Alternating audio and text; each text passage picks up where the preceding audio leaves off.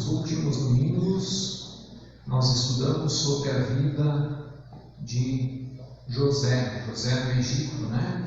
Nós vimos que ele foi um homem temente a Deus, íntegro. Nós vimos que ele foi traído pelos irmãos, vendido como escravo, foi parar numa terra estranha no Egito.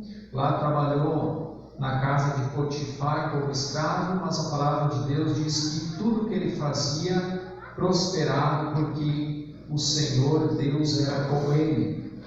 Nós vimos que a mulher de Potifar tenta levar ele para a cama e não consegue, então ela arma uma cilada para ele e ele acaba caindo e vai parar na prisão. E lá na prisão, diz o texto bíblico que o Espírito de Deus estava com ele, e lá na prisão ele prosperava.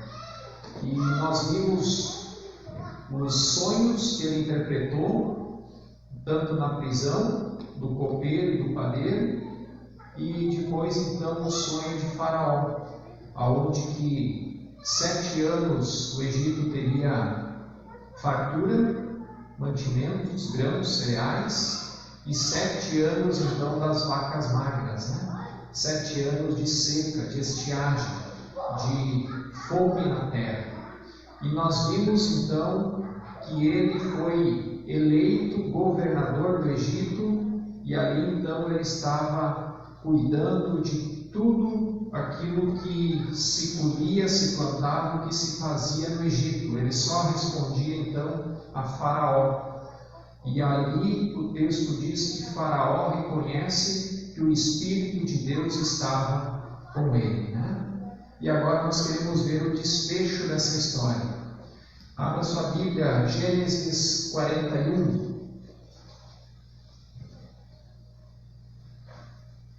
E nós vamos acompanhar então esse desfecho da história. Se a história dele parasse só por aí, já teríamos muitos exemplos e muitas lições, mas ela vai além, um pouquinho mais além, e a gente então consegue tirar mais algumas lições nesta noite. E tem muitas outras que não dá para a gente explanar tudo, né? Mas dando uma pincelada por cima, né? A gente consegue extrair muitas coisas, né?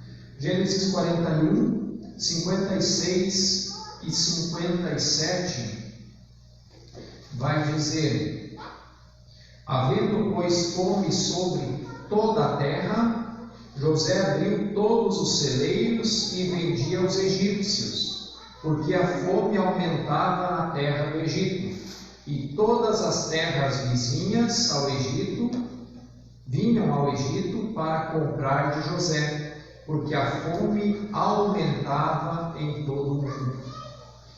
José, então, ele estava cuidando dos armazéns e vendendo mantimentos para todo o mundo, né? Toda a terra, diz aqui.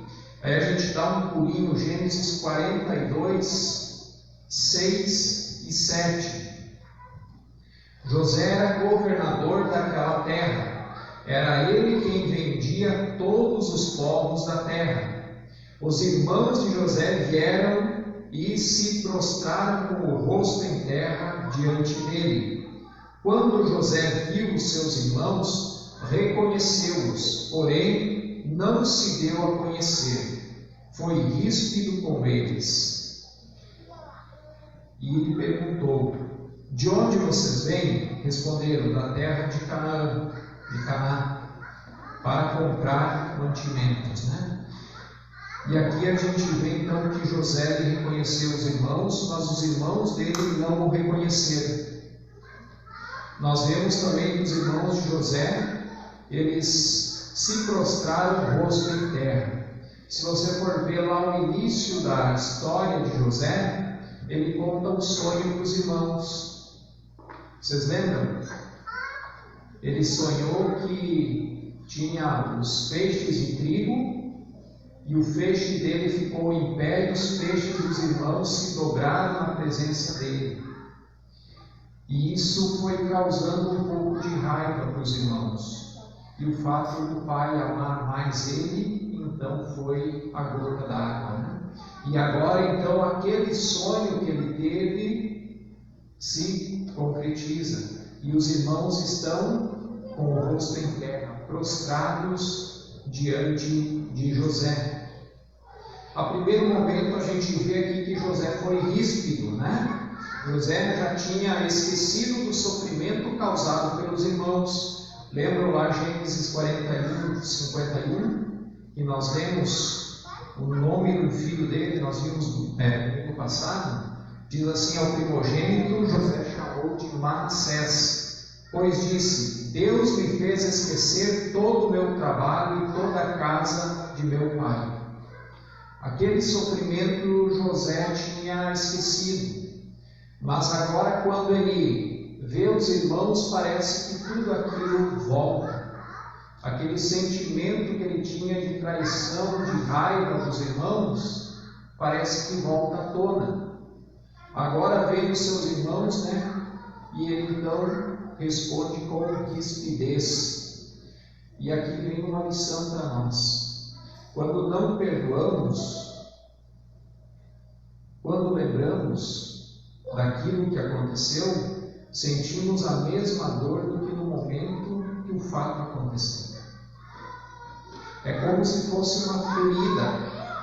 A ferida está ali cicatrizando, mas no momento que você tira a casca, ela vai sangrar de novo. E a falta de perdão causa isso. Às vezes a gente pode até esquecer, mas no momento que a gente vê a pessoa, você lembra de tudo. E aquilo cai como uma bomba na nossa cabeça. Quando não perdoamos, nós alimentamos sentimentos como a raiva, amargura, rispidez, ódio. E aqui José, então, ele foi ríspido com seus irmãos. O perdão, ele é mais benéfico para quem perdoa do que para quem é perdoado. O perdão, alguém já disse que a falta de perdão é um veneno que a gente toma um gole por dia. E a palavra de Deus diz que nós temos que tirar toda a raiz de amargura do nosso coração. O perdão, quando a gente perdoa tanto pessoas, né, ele traz uma cura. Ele traz uma cura espiritual. Ele traz uma cura mental, uma cura emocional e até uma cura física. Muitas pessoas hoje sofrem doenças, têm uma depressão por guardar mágoas do passado. E isso traz consequências que ela vem à tona e até não só no seu emocional, mas no seu físico, na sua saúde. Ele aflora de tal forma que a pessoa tem que até se tratar, tomar remédios, psicólogos, psiquiatras, e ninguém cura. A falta de perdão, ela traz doenças desastrosas. José fez um teatro ali, a gente vê na sequência do texto, com os seus irmãos, né? E aí ele vai perguntar o que eles querem. Eles vão falar que querem comprar do Egito, né? Mantimentos. E aí ele vai dizer assim: não, vocês não querem comprar, vocês são espiões, vocês estão aqui para espionar o que a gente tem. E eles dizem não, e aí eles fazem um monte de perguntas a respeito de onde eles vêm, quem que é o pai de vocês. E aí eles contam tudo, né? O pai está lá com o nosso irmão mais novo, nós tínhamos mais um, mas se perdeu, está morto, né? E ele faz um teatro, então, ali com eles, né? E eu quero pular, então, para Gênesis 42, 21 a 24.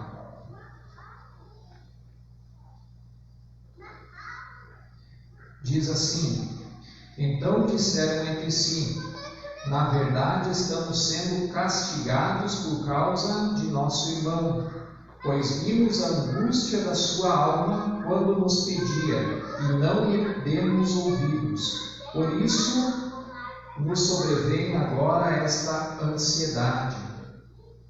Rubem respondeu-lhes: não é verdade que eu disse, não pequem contra o jovem? Mas vocês não quiseram me ouvir, pois agora estão vendo que o sangue dele está sendo requerido de nós. Eles, porém, não sabiam que José os entendia, porque eles falavam por meio de um intérprete.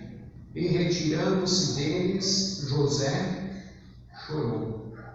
Depois, voltando para junto deles, lhes falou outra vez. Escolheu Simeão e o algemou na presença deles. O que acontece aqui? José diz assim: então, se vocês não são espiões, então vamos fazer o seguinte: o irmão de vocês, Simeão, vai ficar preso aqui, e vocês vão voltar, vou dar mantimento para vocês por um período, e vocês vão trazer o outro irmão de vocês, para vamos ver se essa história de vocês bate, se é verdade, né? E aqui diz que José ele não aguenta, ele vai para uma salinha ao lado, quando vê os irmãos falando do fato da traição, da venda dele mesmo, né? E aí ele chora. E aqui eu entendo que não se pode fugir dos erros. Os irmãos tiveram um bom tempo de descanso, mas chegou um momento que Deus fez com que eles se reencontrassem. E não sei se você já ouviu aquela frase que diz assim: deixa que o tempo cura. Deixar que o tempo resolve. O tempo não resolve. Eu aprendo aqui que não funciona. Quando erramos, por mais que possa nos prejudicar, nós devemos sempre consertar as coisas. Não adianta fugir achando que o tempo vai resolver. Não resolve nada. Se você não resolver aquilo que tem para resolver, vai continuar aquela dor, vai continuar aquela amargura e aqueles sentimentos ruins que vêm. O diabo ele faz a panela, mas não faz a tampa. Você já ouviu essa expressão? Pode parecer que aparentemente está tudo calmo, mas em algum momento vai vir à tona. O nosso ego vem à tona, porque Satanás ele é expert em trazer as coisas velhas, ocultas, trazer à tona. Às vezes demora um pouco, às vezes é mais rápido, mas nós temos que acertar as coisas. Se temos coragem para fazer as coisas erradas, nós devemos também ter para fazer as certas. Então a gente tem coragem de talvez agredir um irmão, uma outra pessoa, né? Não estou falando agora de briga, né? Mas às vezes as palavras machucam mais, né? A gente é ríspido, a gente às vezes bate boca, a gente ofende. Se a gente teve coragem para ofender, a gente tem que ter coragem também para pedir perdão. Você concorda? Eu aprendi com um pastor que eu tive, e ele disse assim: eu não gosto de pedir perdão. Eu não gosto de pedir perdão para ninguém. E eu achei uma forma para não pedir perdão para ninguém. É só não errar. É só não machucar ninguém. E aí eu não preciso pedir perdão para ninguém. Fica a dica, né? É preciso sempre que errarmos, então pedir perdão para Deus e para a pessoa. Não adianta pedir só perdão para Deus, a gente tem que reparar o mal para a pessoa também. E tudo começa com Deus. Primeiro peça perdão para Deus, depois vai e conversa com a pessoa, né? Se a pessoa não quiser te perdoar, o problema é dela. Mas você fez a sua parte, né? E no versículo 24, então, diz que José sai para o lado e chora. E aqui eu entendo que o chorar faz bem. Muitas vezes nós precisamos chorar. Não quando é um choro de raiva, né? Mas aquele choro que a gente bota para fora os sentimentos. E eu aprendi que guardar tudo prejudica, faz mal. E às vezes, talvez é necessário você gritar, você socar o travesseiro e pôr para fora isso, chorar. E depois você vai se sentir muito melhor. Eu confesso que eu já dei alguns gritos.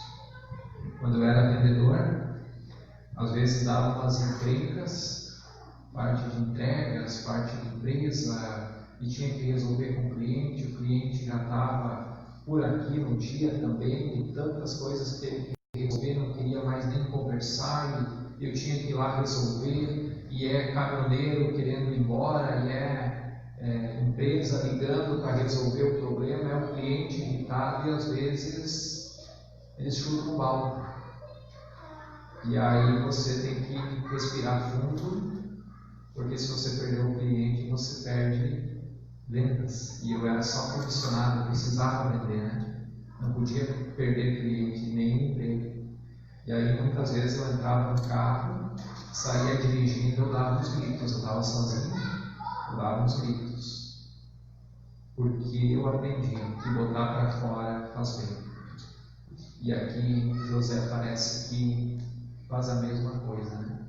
Ele tenta se segurar, mas quando os irmãos começam a conversar sobre aquilo que fizeram, ele não aguenta, ele vai e chora. José então ele manda os irmãos para casa com mantimentos, mas porém ele faz algo. Se você for ler esse texto, e eu aconselho você ler em casa, ele manda colocar todo o dinheiro de novo dentro dos sacos. E quando os irmãos veem aquilo, eles ficam com medo. E aí eles não sabem o que fazer, né? Se volta, devolve, se ficam quietos. E eles chegaram em casa, falaram para o pai deles: olha, o nosso irmão ficou lá. Nós temos que levar o nosso irmão mais novo, Benjamim. Aí o pai diz assim: não, vocês não vão levar. O outro, meu filho, já morreu, está morto. Agora vocês vão levar o outro, e vai que o governador do Egito resolve prender ele, matar ele, eu vou ficar sem o filho amado, o outro filho amado, né? Que era filho da esposa ao qual José amava. E aí eles ficam até que podem. E aí eu quero dar mais um pulinho, Gênesis 43, 16.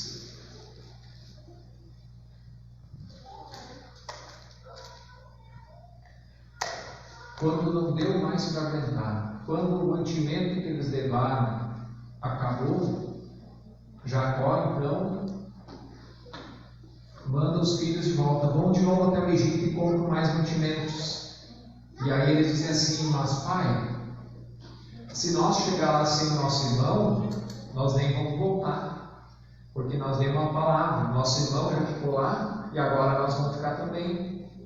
E aí, quando não teve jeito, o negócio apertou tanto, vem então o versículo 16 que diz: quando José viu que Benjamim estava com eles, disse ao administrador: leve estes homens para casa, mate um animal e prepare tudo, pois estes homens comerão comigo ao meio-dia. Então José teve que mandar o filho junto, não teve outra opção. E quando Jacó manda o filho, né? E quando José vê o irmão dele por parte de pai e de mãe, então ele diz assim: vamos fazer uma festa, vamos fazer um churrascão, vamos comemorar. E aqui então eu vejo que José, em seu coração, já tinha perdoado os irmãos. Nesse período, José, no coração dele, já tinha perdoado. Porque senão ele ia fazer uma festa, ele ia mandar prender. Ele tinha tudo para fazer o que os irmãos fizeram, pagar na mesma moeda: prendê-los, deixar um tempo na cadeia, vender como escravo. Depois ele tinha tudo nas mãos para fazer a mesma coisa. E aqui então ele começa a perdoar os irmãos, ele faz uma refeição junto com eles, né? E Gênesis 43, 30 vai dizer então: José, profundamente emocionado por causa do seu irmão, apressou-se e procurou um lugar onde chorar.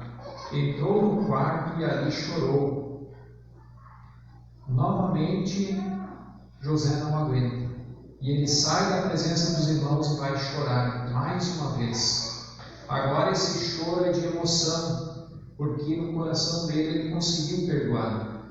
E a lição é que quando nós perdoamos, até o nosso choro se transforma. A primeira vez que ele chorou foi porque aquilo caiu na cabeça dele como uma bomba.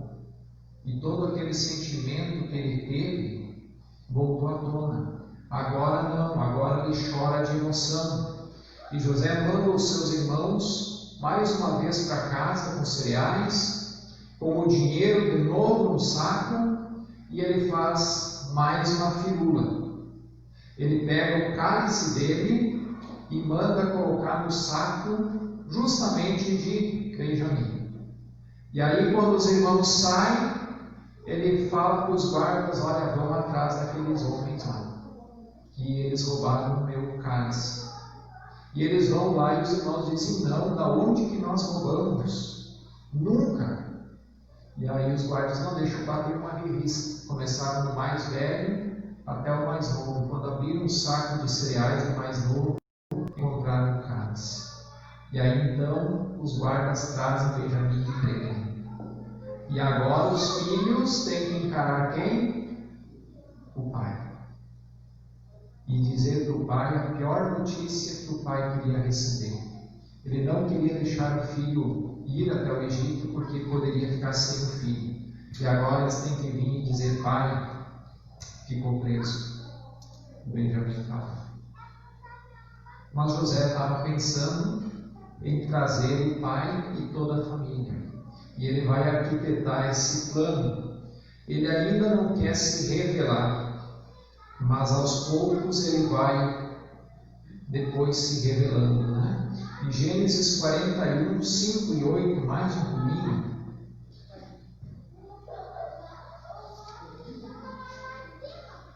Quando os irmãos voltam com o pai, com Jacó, onde Deus mudou o nome dele para Israel, aí então vem esse texto.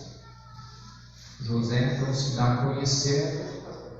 45, 5 a 8. Capítulo 45, 5 a 8. Agora então ele se dá a conhecer. Diz assim: agora pois não fiquem tristes nem irritados contra vocês mesmos por terem me vendido para cá, porque foi para a preservação da vida que Deus me enviou adiante de vocês, porque já houve 2 anos de fome na terra, e ainda resta 5 anos em que não haverá lavoura nem colheita. Deus me enviou adiante de vocês para que fosse conservado para vocês em remanescente na terra, e para que a vida de vocês fosse salva por meio de um grande livramento. Assim, não foram vocês que me enviaram para cá, e sim Deus, que fez de mim como que um pai de Faraó, e senhor de toda a sua casa, e como governador em toda a terra do Egito. Olha que fantástico a visão que José teve. Ele se dá a conhecer aos irmãos e agora ele diz assim: não fiquem tristes por aquilo que vocês fizeram. No início eu não entendia, mas agora eu entendo que Deus estava indo na frente e tudo aconteceu para que eu pudesse vir aqui e hoje estar onde eu estou, porque houve fome na terra. E através do sonho de Faraó, através do meu trabalho, da interpretação do sonho e agora guardando mantimentos, é que nós vamos poder enfrentar tudo isso. E aí eu entendo que o plano de Deus é sempre maior do que os nossos sofrimentos. Muitas vezes a gente vê o sofrimento que a gente está passando e a gente não consegue ver além. Mas todo sofrimento Deus transforma em experiência. E a nossa experiência é transformada em fé. E Deus vai à frente preparando tudo. E nós precisamos entender então que Deus ele está no controle de tudo. José podia ter dito, como eu já falei nos outros domingos, né? Se Deus existe, de mim se esqueceu. Mas Deus está no controle de tudo. Deus tem planos para cada um de nós, como teve para José. E talvez você possa pensar, mas precisava passar por tudo isso? Talvez Deus não podia só levar ele até o Egito e ele ser governador, precisava sofrer tanto. E aí eu entendo que se José não tivesse passado por toda essa história, por essas experiências, ele talvez não seria o José que nós encontramos aqui. Ele seria outra pessoa. O caráter dele foi aprimorado. Ele foi provado. E ele se encontrou um homem íntegro, temente a Deus, fiel a Deus. Tanto é que ele vai falar para a mulher de Potifar: faria eu tal coisa com Deus, com o meu Senhor? Ele foi temente a Deus. E nós temos que entender isso. Nós devemos ser sensíveis para ver o agir de Deus dentro do nosso sofrimento. Aquilo que Deus quer me moldar. Aquilo que Deus está me preparando.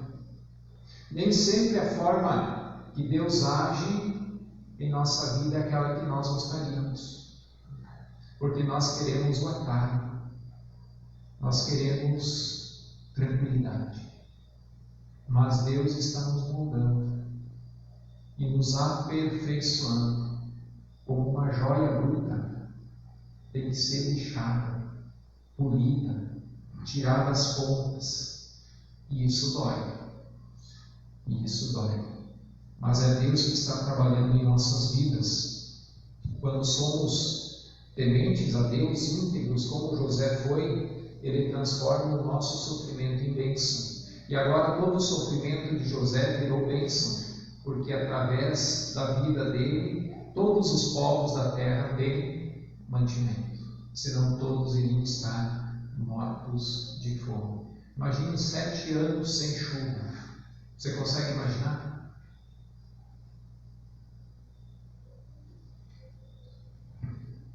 O sofrimento se transforma em bênção. Gênesis 45, 14 e 15. O desfecho final, então, diz assim: e lançando-se ao pescoço de seu irmão Benjamim, chorou, e abraçado com ele, Benjamim também chorou.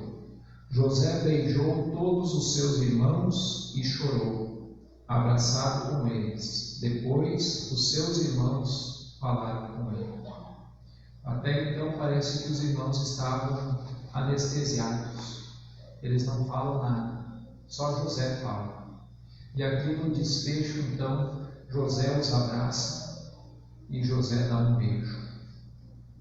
E esse é o momento, então, que o perdão que José dá aos irmãos está concluído. É a prova que José os perdoou. Os irmãos não pediram perdão. Se você ler, em nenhum momento você vai ver que os irmãos pediram perdão para José. Mas José perdoou, mesmo sem eles pedir perdão. E aqui vem outras lições. Eu preciso perdoar não porque a pessoa pede perdão, mas porque eu preciso perdoar. A palavra de Deus diz que nós vamos ser medidos da forma como que nós medimos, que nós vamos ser perdoados da forma que nós perdoamos. O camarada não veio me pedir perdão, ele que errou, mas o perdão faz bem para mim. E eu preciso perdoar, eu preciso seguir em frente, mesmo que o outro não peça. José chorou para subir a pessoa, né? E o perdão deve ser assim, espontâneo. Como a gente vê aqui, ele não aguentou, ele se lança no pescoço, ele abraça, ele chora, ele beija, ele está junto, ele tem comunhão.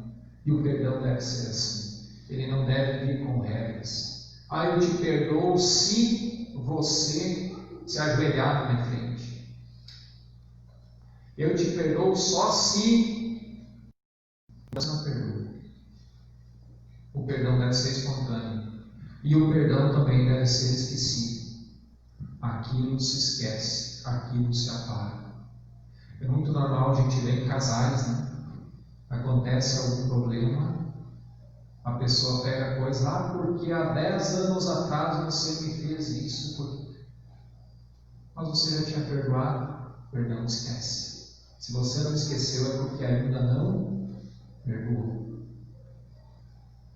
Israel, então, Jacó, ele vai com toda a família para a terra do Egito, e Deus estava escrevendo a história deles.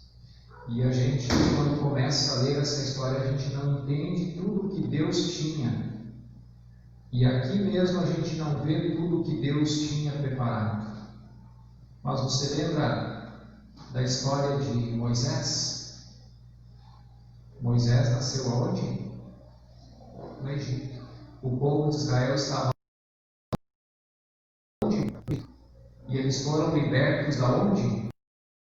Eles foram para o Egito com José. José foi o primeiro a chegar no Egito. Depois vem toda a sua família, Israel, seu pai, e assim então eles se tornam uma grande nação ali no Egito. Deus estava escrevendo a história do seu povo. E Deus pode estar usando a nossa vida para escrever uma história futura. E talvez nós não entendemos hoje por que nós sofremos, por que situações se apresentam em nossa vida. Mas se nós estivermos como José, fiéis, íntegros, tementes a Deus, o Espírito de Deus vai estar conosco. E mesmo no nosso sofrimento nós vamos prosperar. Amém? A conclusão que eu chego é: por mais que alguém tenha me prejudicado, eu preciso perdoar. E o perdão, então, ele cura a enfermidade da alma.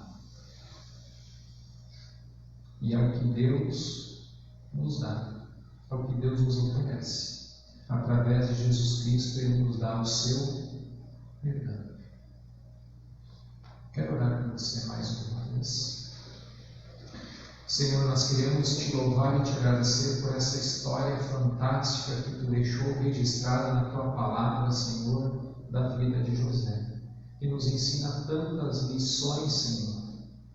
E a minha oração é que nós possamos refletir essas lições que aprendemos nas nossas vidas, Senhor. Eu não sei como está a vida de cada um, tanto aqueles que estão aqui como aqueles que nos acompanham em casa.